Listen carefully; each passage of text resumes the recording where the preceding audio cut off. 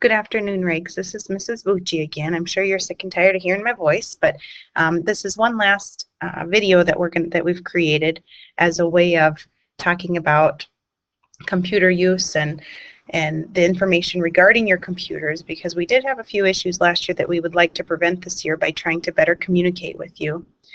Teachers who are showing this, please be aware that I'm going to try a little bit different method this time, which is going to involve you pausing the video at some point to have your students read through the information to avoid the boredom of hearing Mrs. Bucci's voice for another 10 minutes, and I'm going to try to keep it under 10 minutes here. General precautions for your computers are listed below. At this point, teachers, please pause the video and have your students take turns reading through what these precautions are.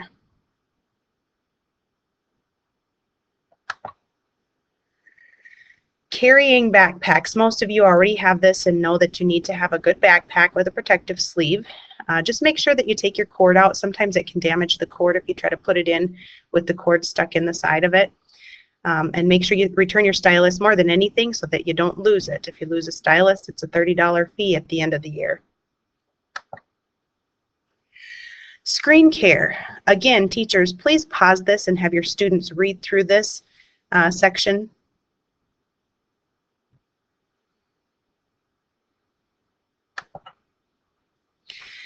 If you have trouble with your laptop, this is a section that I'm going to talk about just a little bit.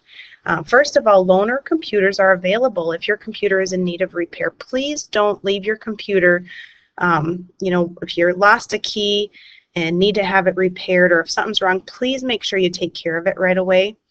If for some reason you leave your computer at home, you need to call your parents and have them bring them to you ASAP. If for some reason they're unavailable to bring your computer to you, stop in and visit with one of us principals.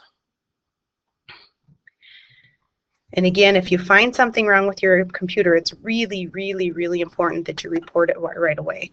You know, one thing that I don't know that students totally understand is that all of our computers are automatically covered for accidental damages, and this is at no cost to you.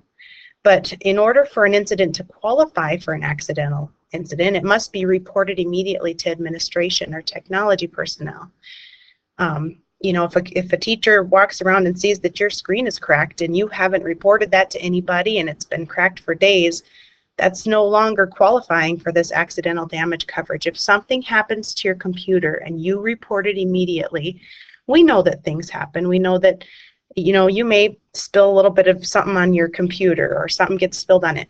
Those are your little brother or sister spills something on your computer. Report those immediately, because those things can turn from a small event into, a month later into messing up the motherboard, and that's a huge, huge expense.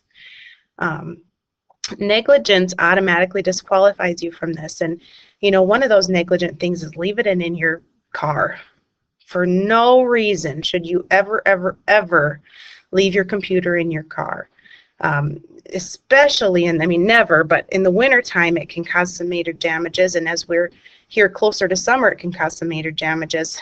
Any kind of extreme heat change, whether it's from super hot to cold or super cold to hot, can either warp, damage, or crack the screen. And so it's really important that doesn't happen.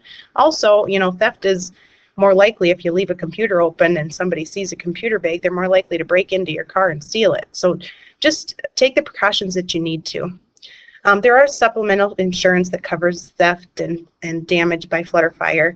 But in the event of these things, we just need to make sure we have a police or fire report.